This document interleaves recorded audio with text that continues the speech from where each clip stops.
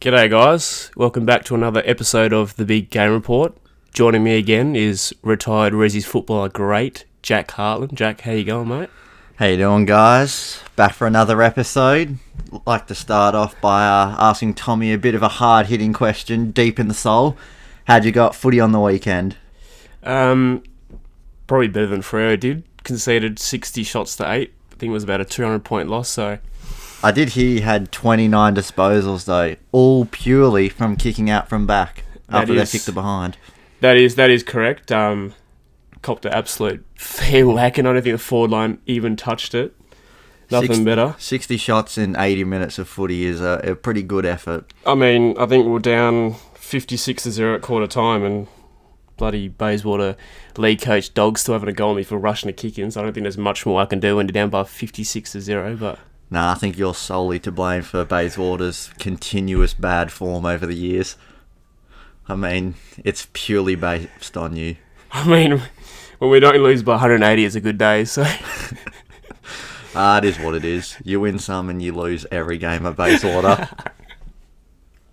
Alright, so let's get cracking on with this podcast. Today we're going to be looking at the up-and-coming round 20. 4 rounds to go. Working back into the end of the season, go through the big games in the last 4 rounds, our ladder prediction as well, and then at the very end we'll do who we think's in the lead for the awards at the moment, the Brownlow, Rising Star, and obviously the Coleman Medal. So, kicking it off, round 20, North Melbourne, Hawthorn at Marvel Stadium. You could say, loser this game, you can slam the door shut in their finals. Yeah, I think especially Hawthorn, I think.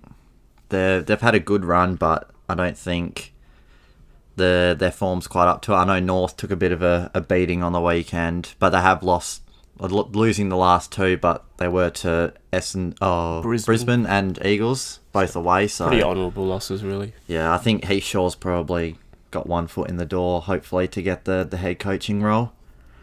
The next game, Essendon versus Port, that's a very high quality game of football, I'd say, coming up. It's a bit of an elim final in round 20. I'd say, well, Port had a bit of a down week last week, so they're bound to be up and about this week, as their form suggests. Win-loss, win-loss, win-loss. Pretty much. After that, we got the, what do they call it? The Sydney Battle of the Bridges? Battle of the Bridges, I think that's called. GWS hosting Sydney. That's another vital 4 points that GWS need to bag if they are pushing for top 4 or solidify their spot in the top 8. They had a real good win against Port, underrated. Got a very young midfield in at the moment with experienced heads, Caniglio, Kelly out. They had Toby Green back in the midfield. Got Haitley in there. Taranto, only third-year player, but having a terrific season. And Hopper's just growing and growing as a player.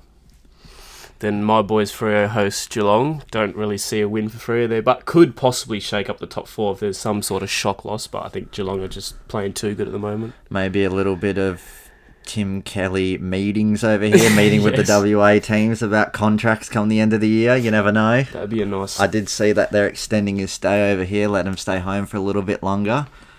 But you never know. Might have dinner with Ross Lyon. I wouldn't want to, but I'm sure he could. Then Melbourne host Richmond. Richmond could keep pressing for the top 4 with their current form. They're really flexing before the finals. Yeah, Cochin out. Hopefully it's not for too long. Big leader he is. Underrated as a leader. I think maybe overrated as a player, but underrated as a leader of a football club. But they've been in some terrific form. Percentages climbing compared to what it was, and they're really pressing on the door of the top 2, which I think is vital for them. And Tom Lynch. I don't think Geelong will get off top spot. I think it's between the Brisbane Eagles and Richmond for that second spot.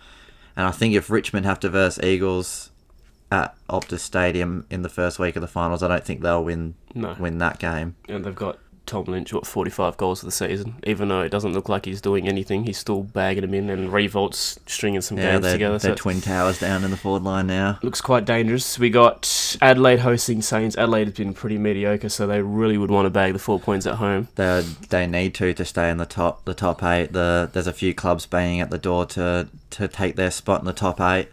I think there's a lot of internal issues at Adelaide at the moment. I saw Don Pike called a meeting, got everyone from the club to his house I don't know what was in the discussion there, but I saw that was what was going on. Then Sunday fixtures, Collingwood hosting Gold Coast. Surely Collingwood got a win there. You'd think they'd bounce back. I know they've got a lot of injuries, but the Suns haven't won in 13 or 14 games, so you can't expect them to be winning at the MCG. No. I think Collingwood's classy midfield's going to hold up. I think De Goey's missing at least 1 week with a hamstring injury, but it's probably the most ideal fixture for him just to sit it out and rest. Yeah, I think they should easily get the 4 points, get Carlton. some confidence back. Carlton versus your boys at the MCG. Carlton's playing some really good football, but... If we lose to Carlton... That's what I thought I did. If that makes you feel any better. Surely we can beat Carlton at Marvel. Surely. I mean, they're in good form, but... Kennedy kicked 7 on the weekend. Surely he's going to put Liam Jones in a headlock. Surely. Who else do they have down back that's going to stop Darling? Levi Casbolt. Lockie Plowman. Oh, Jesus. Jacob Wiedering. And anyway, surely they'll bag the 4 points. We're going to have to find a way to stop Patrick Cripps, though. Yeah, he's a massive game. Just put the man Mountain Elliott on him, though. The better version of Fife. He's quite the man. Right, we'll skip what you just said there. Moving on to Brisbane hosting the Bulldogs. This is a must-win for Bulldogs if they want to keep knocking on the door to the top 8. But I think this will be the most entertaining game of the round. Yeah. 2 teams that play fast-paced footy. Gabba's normally a pretty quick deck as well. And, yeah, they're both coming off big wins. Bulldogs definitely did a job of my boys, and Brisbane's won at Launceston, which hasn't been an easy job for any team, especially for Brisbane, so... Bulldogs against your guys were lightning quick out the midfield as well. It'll definitely be a clash in the midfields. Both teams have some A-graders in there. So I think who can ever win it out of the middle takes the first advantage come this fixture. So heading into the last... Well, this is... Round 20 is the 4th last round. Got 3 rounds after that. Take a look at some key fixtures. I think round 22 is the one that shaping as the pivotal round. You've got Adelaide versus Collingwood at the Adelaide Oval. That's a big game. Brisbane versus Geelong at the Gabba, and Richmond versus Eagles at the MCG. So you've really got the top 4 teams playing against each other. Maybe a preview of the finals to come in a couple of weeks' time after definitely. That. Even if North wins their respective games in the last 2 weeks leading up to this round, they take on Port Adelaide. So that is a big game as well. That's a big 4 points there. And on the Sunday, GWS take on Bulldogs. So if those 2 teams are winning up until this date, that could be a pretty big game as well for points. Yeah, it's definitely a close ladder compared to previous years. I think that 8th spot is still really up for anyone's taking. It might come down to who's got the better percentage. Definitely. Even Freo take on the Bombers, and we know Bombers away record in Perth, so that could be a pivotal game for them as well. I think you're clutching at straws there at Freo's final opportunities, to be honest. Yeah, but, just trying to rely on some past results, but it's not looking good for my boys in purple, really. Might as well pack the season in, wrap Fife up. Looks a bit battered and bruised. Yeah, wrap that elbow up as well. He's already wrapped it up in that white cloth that he wears. I still want it though. Alright, so we'll have a look at what we've done with the ladder predictions. Do you want to go through your top 4 in order? Yes, after dabbling with the AFL's ladder predictor, countless hours of research, my top 4, cue the drum roll, I have Geelong and West Coast rounding out the top 2. I also have Geelong and West Coast in the top 2. Yep, and I have Brisbane and Richmond closing out the 4. I've got Richmond 3, Brisbane 4.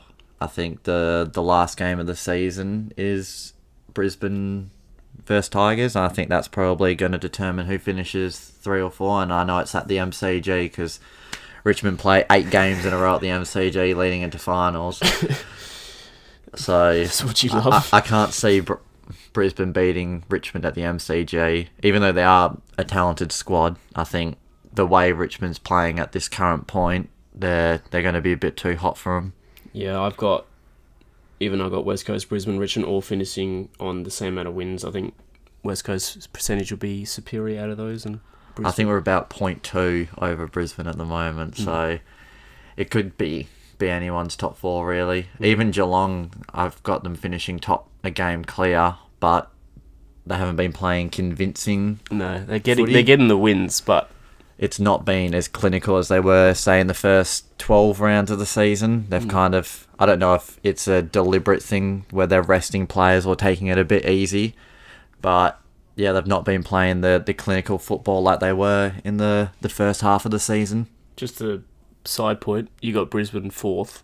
Do you reckon Geelong would host a game at Cardinia or be the MCG? I'd say it'd have to be the MCG. I don't think... What's Cardinia hold? 30,000? 30,000. 40,000? I don't think the AFL will let all that revenue go. I say any final at the MCG, you're looking at 60,000, 70,000 minimum. Even if it's not fans, it'd still be people that appreciate the game for the atmosphere. Definitely. So, rounding out the rest of the 8, GWS and Collingwood 5th and 6th for my ladder. I have the same as well. I think Collingwood just above Essendon for me. Essendon are in at 7. It depends a lot on the last game of the season as well. Collingwood versus Essendon. That'll be a blockbuster, that one. It's probably... I can see that probably being a Friday night clash because I know they haven't confirmed the fixtures as of yet. I mean, if that happens, Collingwood host Essendon, then the next week will be Collingwood versus Essendon, so each team get to suss each other out. And 8th place, who gets that last spot? I've put Adelaide by percentage. Yeah, same. I've got Adelaide as well. But I'm hearing that they're having an in-house talk might put me off a little bit from what I've done because I did this before I heard about that. It's funny looking at your ladder now. They're in the 8 with 3 losses in a row. Yeah, they've lost the last 3 games. So I think when I did it, I had them beating Carlton last round. So that might change what they've done. All right, well, but I'd say it would come down to percentage. Yeah, I've had Port, North and Bulldogs equal 9th to 11th knocking on the door. Bulldogs are probably the team that I think might be getting slept on a little bit. Yeah. I think they're 8th at the moment with a pretty poor percentage, but they've beaten the top teams, which I think they've lost to the bottom 3 teams. Yeah, they did lose to Carlton. Maybe not I don't think they lost to GWS, but Melbourne, Carlton and Saints, when they got the caretaker coach, they've something lost about to them, isn't it? Yeah, and they've managed to beat some top quality teams as well. Yeah, including Freo on the weekend. Yeah, top quality. Alright, well, that's our final 8 end of year awards. End of year awards. We'll start with the easy one, Coleman Medal.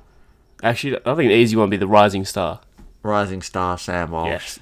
Just undeniably Sam Walsh. He's an absolute ripper of a player. I think he'd be the best number 1 draft pick in the last 5-10 years. He's just come in red hot. Yeah, because he's playing way above his age, because I think he's averaging 27 touches. Even greats like Chris Judd didn't average 20 in his first. Yeah. Coleman Medal. I've got Jeremy Cameron. I think he's 9 or 10 clear at the moment. But if he gets injured or misses a game or 2, I think Tom Lynch... He's creeping up on him. He's in some hot form at the moment. Well, Benny Brown's on 47, but he's someone that I just don't see winning the Coleman ever. I think he'll always be that player where he'll kick a bag at 8 and then go missing for a few weeks, so it plateaus out to 2 or 3 goals a game.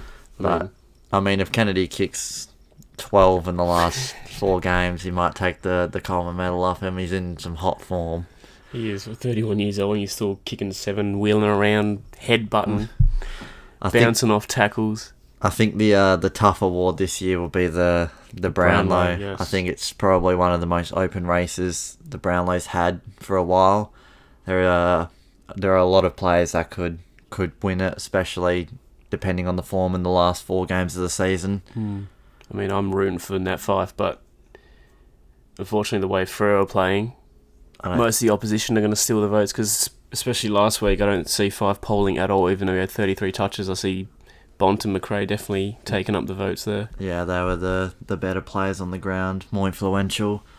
Who do you? I Who are think your nominations? I think it might come down to Tim Kelly and Lachie Neale. I think Lachie Neale's had a superb first season at Brisbane, really fit in seamlessly, taking that number one midfield position off Zorko, which has also allowed Zorko to run free, and then the addition of Jared Lyons as well. I was going to say, do you reckon Jared Lyons may steal some votes late? He's been in some good form too. Or I think the two games that Lyon probably got best on ground was the two that Neale kind of got shut out of it when they were playing physical on him. So if they bring that kind of mentality the last 4 rounds, whoever is playing Brisbane, then maybe he might struggle to get some votes. But they're playing Bulldogs this round. Bulldogs are more open. Let them win on their own talent. Yeah, definitely. Zach Merritt, you reckon he could push? Paddy Cripps? Cripps is always in with a shout. He's one of those players that even if they do lose, he would get 40 disposals and kick a couple of snags. 19 clearances on the weekend. It's just unhuman, that kind of performance.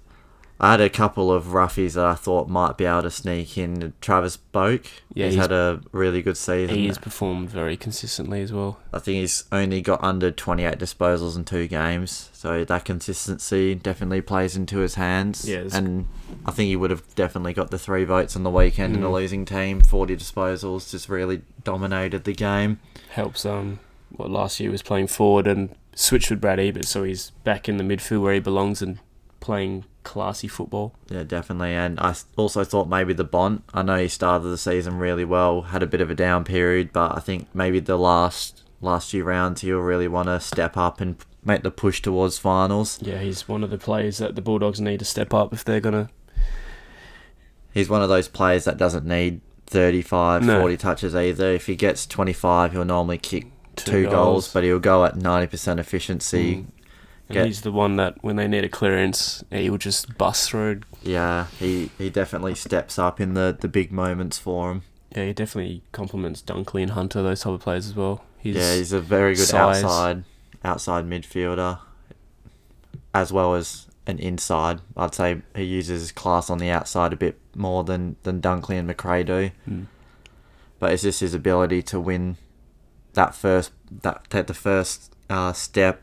He knows exactly where to go, and he's just got the composure and always hits the target. Alright, that's enough of me talking about the Brownlow. Who do you think is a possibility to win the award at the end of the season, Tommy? See, I've loved Tim Kelly's season, but my question is, can someone like a Nat Fyfe or a Paddy Cripps win it? They've had incredible individual seasons, even though their team record hasn't suggested, or do you reckon, like a Tim Kelly, who's had a great season along with Geelong, but...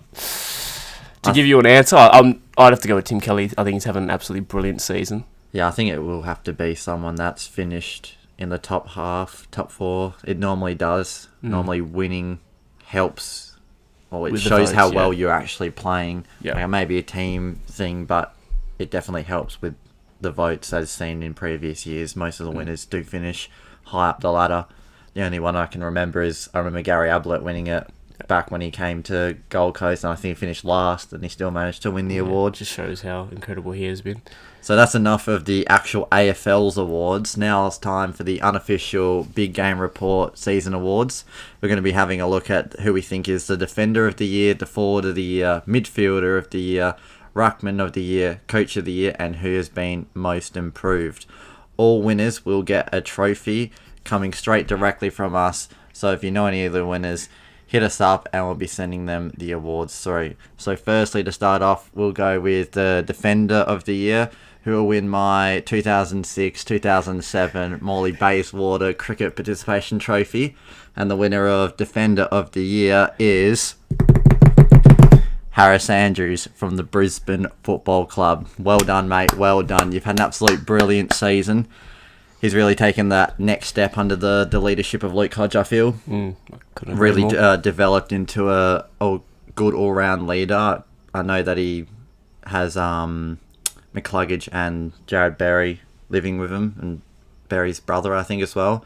So he's developed as a leader off the field as well, and taking a lot of intercept marks. I know he's probably known as the spoil king on the bounce. He doesn't mind getting the golden fist award at the end of the week. Yeah, I'd definitely have to agree with you there as well. And he's a bloody courageous player as well. I don't know how many head knocks and weeks he's missed from courageous acts flying back with a pack, spoiling everything that comes in. But he's been one of the main reasons why Brisbane find themselves third on the ladder. Yeah, I think he's definitely a lock for the All-Australian fullback position. Definitely. So midfielder of the season we'll go to next. They'll receive the empty box that our microphone came in that we record this podcast with. And the midfielder of the year goes to Tim Kelly of the Geelong Football Club. Well done, Tim. All I can say is... Give him a round of applause. Everyone gets a round of applause. All I can say, Tim, is please come to Eagles and I'll pay for you at all the drinks that you want. All of the drinks you want. You can just have whatever you want. Just come to the Eagles and help us win a third premiership in a row after this year. In all seriousness, Tim Kelly, though, what an incredible year. He's probably going to demand the biggest salary increase in the history of the AFL. Yeah, he's come on jumps and bounds. Like I saw a little bit of him when he was playing for South Freo in the Waffle as a goal-kicking midfielder, but I didn't think he'd be able to transition his game this smoothly into especially the AFL. Away from home, and I can't believe he was overlooked in the draft years ago. 7 times, I think he was 7 overlooked. times, that's which is credit to him. Crazy. He's really taken this opportunity with 2 hands, and he's setting himself up for a long, durable AFL career. I know that he didn't, obviously not playing those first 7 years, his body will probably last a bit longer than other midfielders who take the bruising from the age of 18.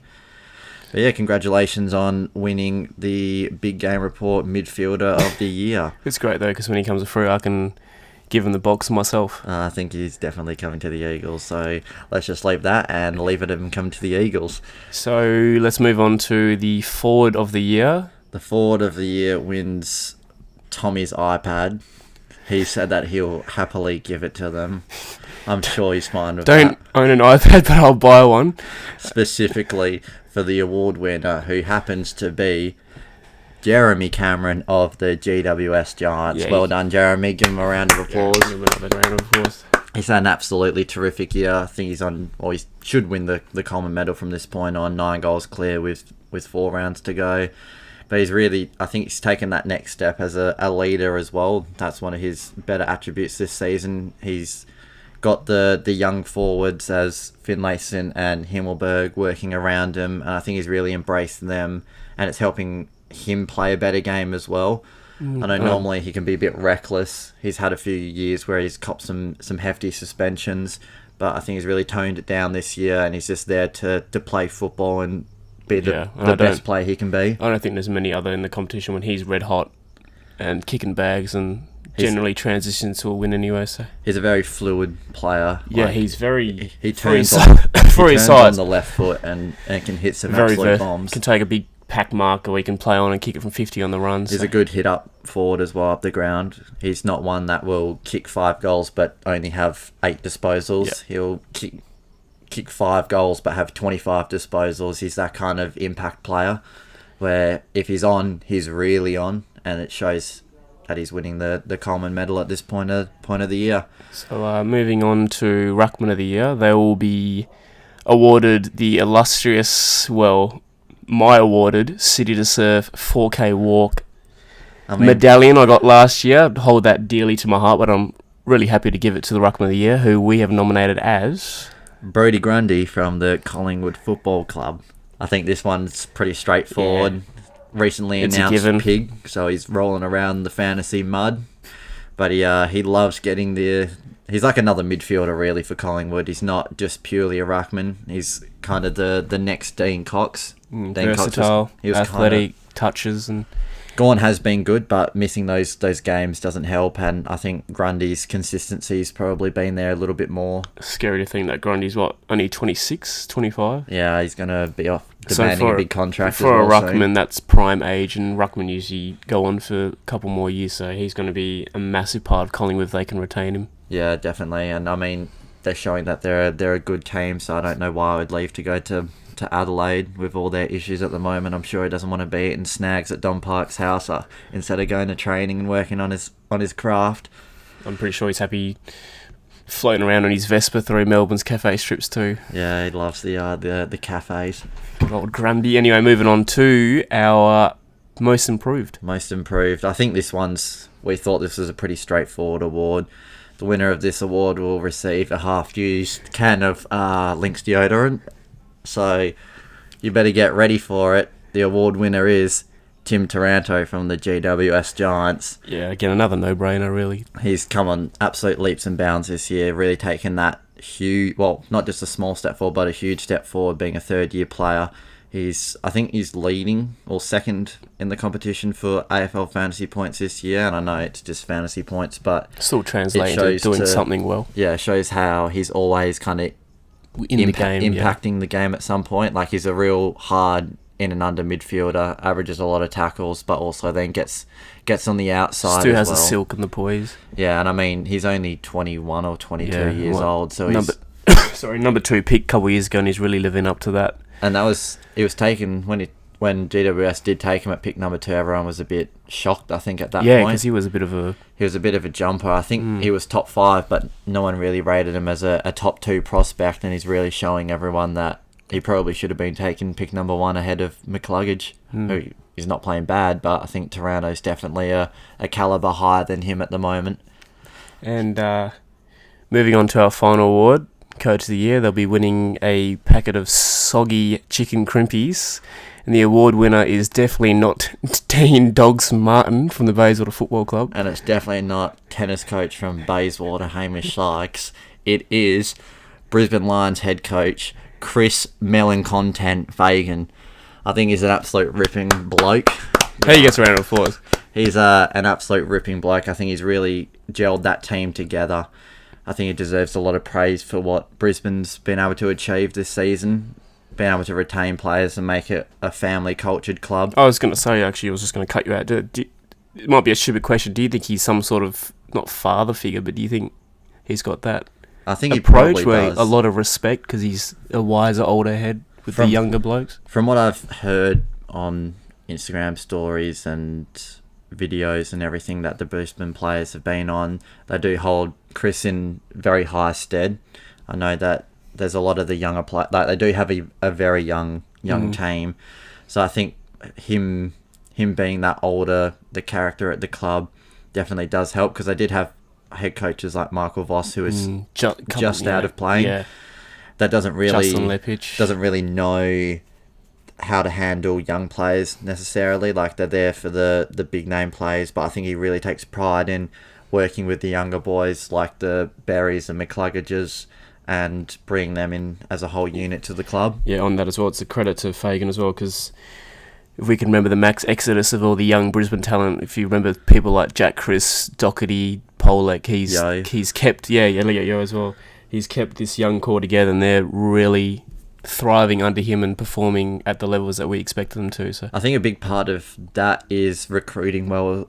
I think the recruiting team, especially in the draft that they had pick 1 McCluggage, so 2 years ago now, they specifically went out for players that had played with McCluggage, so he knew players there, and that's why they recruited Jared Berry, because they were best mates beforehand. So he's come in, they got Berry's brother up there, Witherden, they'd played football with before, so all these young players they've recruited, they've played football togetred, they know each other, so it's not everyone just coming in not knowing each other and can go back to their home states. Mix of personalities and individuals, but they've already played together. So that's pretty much it. I think that's all the awards we had written down. I don't think there was any other awards. Flog of the Year to Kane Corners, maybe? Flog of the Year. That's I think this is probably the easiest award to give out. There's probably 2 Flogs of the Year. There's one player and there's one ex-player / wannabe commentator that takes this award out for us. Big Kane Corns, the commentator, or wannabe commentator. I don't think he's got many brain cells left in him. No. But some of the stuff he blurts out's pretty random. Yeah, he likes lashing out at 13-year-old boys on Instagram too. Yeah, and who was your other nominee? The other nominee is someone who gets into a lot of fights with. Paddy Dangerfield? No. Tex Walker. Tex. No bigger flog on the football field than Tex Walker. Why is he called the Texan? Don't know, but he shouldn't be. I reckon if he wasn't captain, he'd be dropped. he should have been dropped. They dropped Eddie Betts, but they didn't drop Tex Walker. And that's saying a lot because I think Betts is the leading goal kicker of the year for him. So I think he's probably just got the captaincy there and he's like, you can't drop me. I mean, Dean gets is an honourable mention as well. Nothing wrong with Dean, I guess. Congratulations on umpiring your 450th game the other week. My friend Hamish Sykes actually had the pleasure of meeting him at a Brian Taylor lunch the other week, and he said he's an absolute ripping fella, so I'm going to let him know that you've been talking trash about him. Please. So that pretty much wraps up this episode of the Big Game Report. First one talking about footy. We'll do one every week until the end of the season, really crack into them once finals comes around, doing more probably pre-game stuff, working out who we think is going to win and really detail. Big matchups and where the game can be won and lost. So when the finals kick up. So thank you for watching. Don't forget to follow our socials. Facebook, Twitter, Instagram, you name it, we've got it. Keep in touch. Get all your mums out there to give it a listen to. We'll be posting when we post on all those social media. So as long as you're following one, you'll know when podcasts are going to be dropped. So thanks for listening and we'll catch you later. Adios.